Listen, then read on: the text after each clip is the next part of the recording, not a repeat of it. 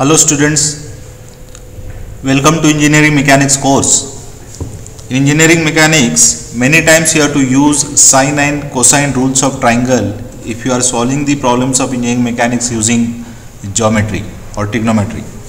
So today in this class we will see what are those sine rule and cosine rule of triangle and how to use those two rules.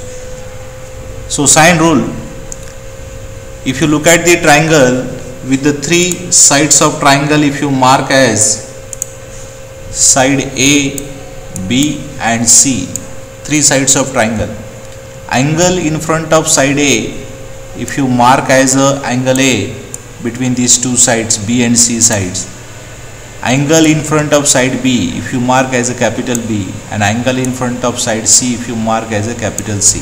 These are the three angles and three sides of a triangle.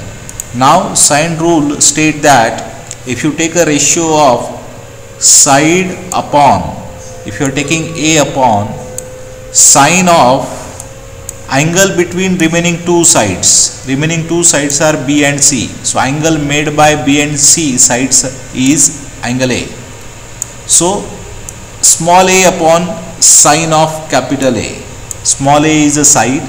So one side upon sine of angle between remaining two sides, that is sine of capital A. Similarly B upon, so remaining two sides are A and C, so angle between A and C is B, so small b upon sine of capital B. Similarly edge C upon, side C upon, remaining two sides are A and B, so angle made by A and B are angle C, so it is sine of C. So this is sine rule, A upon sine A is equal to B upon sine B equal to C upon sine C.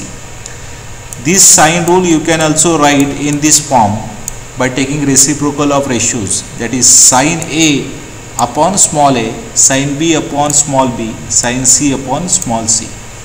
So this left form of sine rule, it is used when your sides of triangle are unknown. If you want to find out sides of triangle and angles are known, and this right form of sine rule is used when your angles are unknown, sides are known. Okay, both you can use, any form you can use to solve any problem. So this is sine rule. Now when your two angles, minimum two angles are known to you, two angles, any two angle AB or BC or CA, if any two angles are known and two sides are known, if any one angle or one side is unknown, it is always better to use this sine rule to solve the problem by using geometry. But if in a triangle only one angle is completely known and two angles are unknown, only one angle is known and two angles are unknown, in that case it is difficult to use sine rule. In that case we have to use the cosine rule.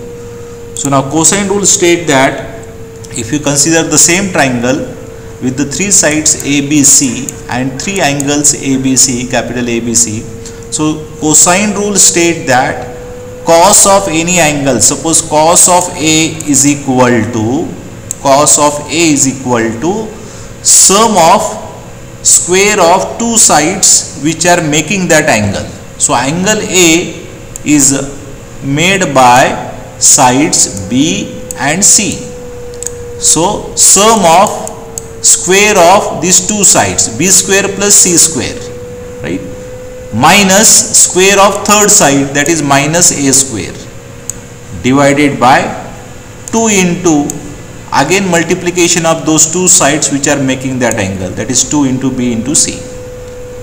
Okay, I repeat again, cos of A is equal to sum of square of two sides which are making that angle, so it is B square plus C square, minus square of third side, that is minus A square, divided by 2 into B into C, multiplication of those two sides which are making that angle. This is cos of A.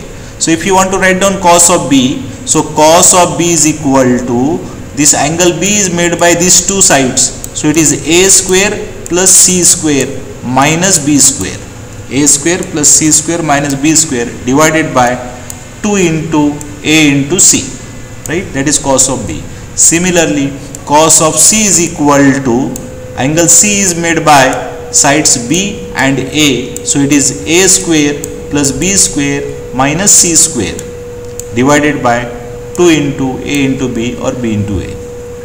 So this is cosine rule. So this sine rule and cosine rule. Cosine rule is normally used when only one angle of the triangle is completely known, two angles are unknown, right? And one side is unknown, two sides are known. Two sides and one angle if it is known, we are using cosine rule, and if two angles, one side is known, we are using sine rule to solve the problem using geometry.